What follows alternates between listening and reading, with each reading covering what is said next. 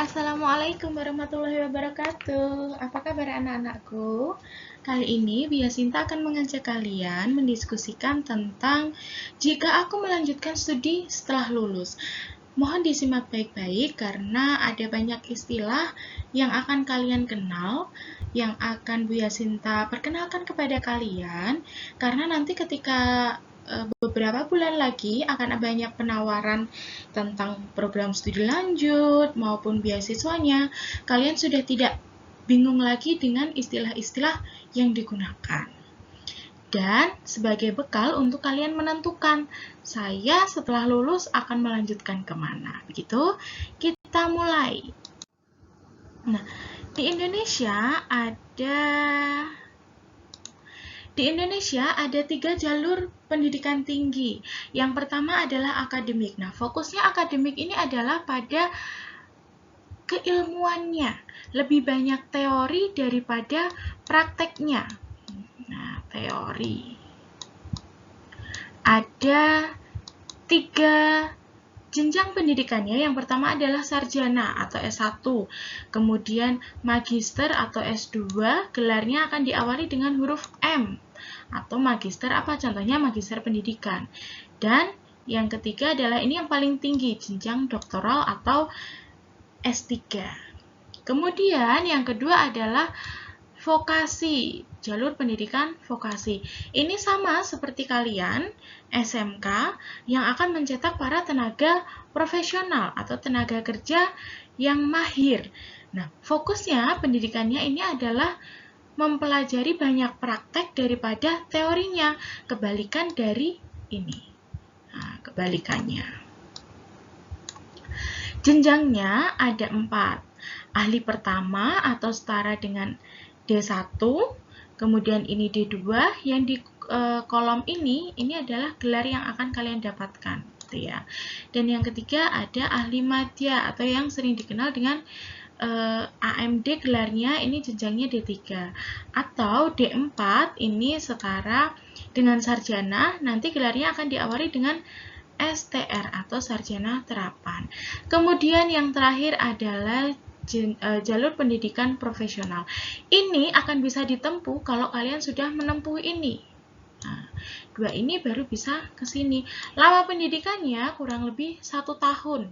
Contohnya, kalau Biasinta kuliah lagi, ambil profesi konselor, nanti namanya Biasinta akan Yasinta Rizky Ananda, SPD, MPD, Kons. Nah, ada macam-macam. Ini hanya contohnya saja.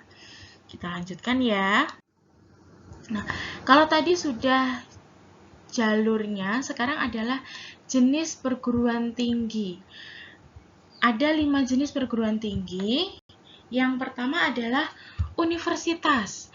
Nah, ini dari kata universal atau umum. Universitas ini adalah jenis perguruan tinggi yang menyelenggarakan pendidikan akademik dalam berbagai bidang ilmu pengetahuan dan teknologi.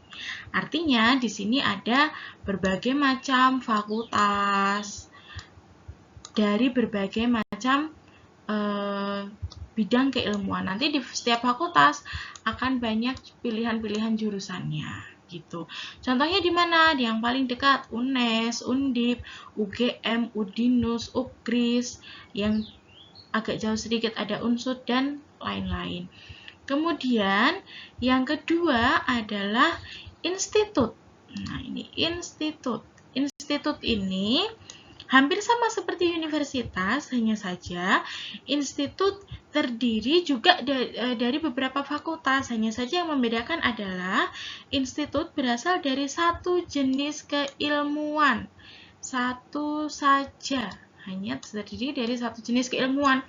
Nah, misalkan di Institut Seni Indonesia. Bidangnya apa? Bidang seni. Nah, nanti di sini ada banyak fakultas. Sama. Juga ada beberapa pilihan jurusan. Nah, hanya saja bidangnya fokus pada bidang seni, gitu ya. Kita mengerucut lagi. Mana pulpen saya? Oke, ini. Sekolah tinggi. Sekolah tinggi ini adalah perguruan tinggi yang hanya menyediakan satu fakultas. Satu fakultas. Nah, satu fakultas ini juga terdiri dari beberapa program studi. Langsung mengerucut. Kalau ini masih ada beberapa fakultas, kalau ini hanya satu fakultas dengan pilihan program studi. Contohnya STAN, STIS, dan teman-temannya. Kemudian kita mengerucut lagi ke sini dulu. Politeknik. Nah, politeknik ini adalah perguruan tinggi yang hanya melaksanakan pendidikan vokasi. Fokusnya adalah pada vokasi. Vokasi. Nah, fokusnya adalah pada pendidikan vokasi dari beberapa rumpun ilmu. Nah, politeknik ini berfokus pada pembentukan tenaga profesional baru. Kalau di tingkat menengah atas adalah SMK, kalau yang tinggi adalah politeknik. Kemudian yang paling mengerucut lagi ini adalah akademi. Akademi ini tidak jauh berbeda dengan politeknik, hanya saja akademi ini menyelenggarakan pendidikan vokasi dari satu cabang ilmu. Kalau ini ada beberapa cabang ilmu, kalau ini hanya satu saja, sama seperti institut, hanya satu bidang saja. Dan biasanya akademi diselenggarakan oleh instansi-instansi pemerintah, contohnya Akpol, Akmil, dan teman-temannya. Oke. Kemudian setelah tahu jenis-jenisnya, sekarang kita yang paling penting nih, kalau kalian pengen masuk ke sana, tentu harus melewati ini, seleksi. Pada dasarnya hanya ada 2 jenis seleksi. Yang pertama adalah tes dan non-tes. Kita bahas yang paling mudah dulu adalah non-tes. Dikatakan mudah karena tidak perlu mengikuti ujian, tetapi ini ujiannya justru lebih sulit. Karena apa? Ujiannya selama kalian sekolah itu adalah ujiannya. Yang digunakan adalah ini, nilai rapot kalian. Dan juga piagam-piagam yang kalian dapatkan selama sekolah di SMK. Nah, di perguruan tinggi negeri ada 3 jalur atau ada 3 jenis seleksi masuk dengan non-tes. Ini yang di dalam kurung 1, 2, 3, dan ini silahkan di screenshot atau dicatat. Ini adalah website resmi untuk pendaftaran masing-masing jalur, ya. Yang pertama SNMPTN, ini adalah seleksi nasional masuk perguruan tinggi negeri yang tidak menggunakan tes dan dilaksanakan secara serempak se-Indonesia bersama-sama. Sainganmu adalah saingan se-Indonesia, siswa-siswa kelas 12 se-Indonesia. Sedangkan untuk universitas negeri atau jurusan Universitas Islam Negeri atau jurusan agama Islam, jalurnya adalah menggunakan SPAN PTKIN. Jalurnya SPAN PTKIN. Ini ya. Kemudian kalau mau daftar di Politeknik, Bu, Politeknik jalurnya adalah SNMPN. Sama-sama ketiganya ini tidak menggunakan tes, hanya nilaimu saja yang bersaing. Kalau di perguruan tinggi swasta juga ada, hanya saja mereka punya jadwal masing-masing yang sudah ditentukan oleh kampus. Dan antar PTS ini punya jadwal yang tidak sama. Nah, kemudian adalah jalur yang ini agak sulit karena kalian harus tes. Dan tesnya ini kenapa agak sulit? Karena desain tes masuk perguruan tinggi itu sangat didesain untuk anak SMA. Sehingga kalian perlu latihan lebih keras supaya bisa menyesuaikan dengan materi-materinya. Nah, di perguruan tinggi negeri, jalur yang bersama-sama temannya SNMPTN adalah SBMPTN.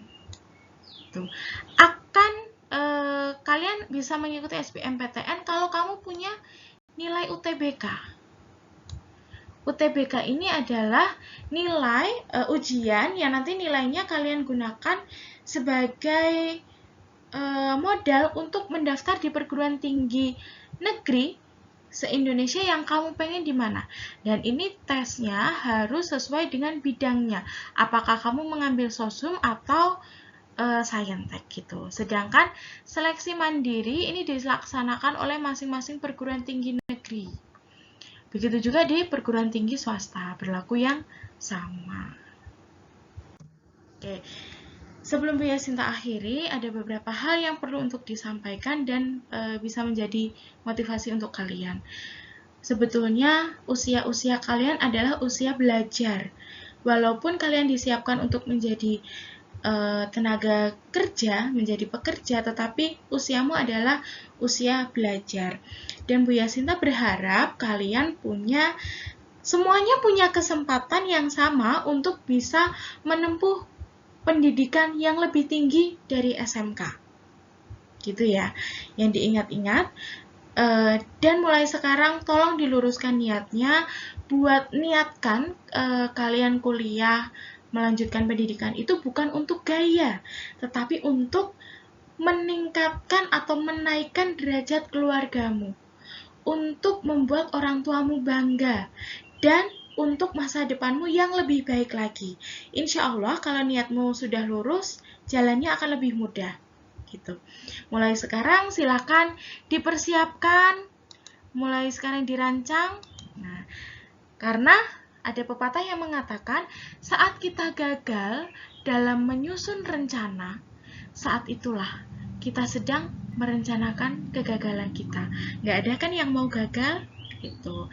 Setelah ini, sengaja Bu Yasinta menjelaskannya tidak sangat detail sekali karena setiap jalur masuk perguruan tinggi itu ada triknya masing-masing untuk supaya bisa lolos. Nah, ini sengaja Bu Yasinta simpan, tidak dibagikan sekarang, dan segera untuk hubungi guru BK yang kamu merasa nyaman. Siapa? Silahkan berdiskusi bersama. Bu, saya baiknya setelah lulus ini mau kemana? Atau kamu mau mendiskusikan hal-hal yang lain juga boleh, gitu. Nah, tugas untuk kalian, kita latihan menentukan pilihan. Kamu silakan tuliskan 3 jurusan dan perguruan tinggi yang paling ingin kalian masuki. Silakan ditulis di kolom tanggapan, kemudian setelah itu bisa langsung diskusi dengan guru BK masing-masing atau guru BK yang kamu merasa nyaman. Begitu dulu dari Bu Yasinta, silakan selamat belajar, semoga masa depanmu cerah dan selamat mengukir masa depan yang indah. Terima kasih. Wassalamualaikum warahmatullahi wabarakatuh.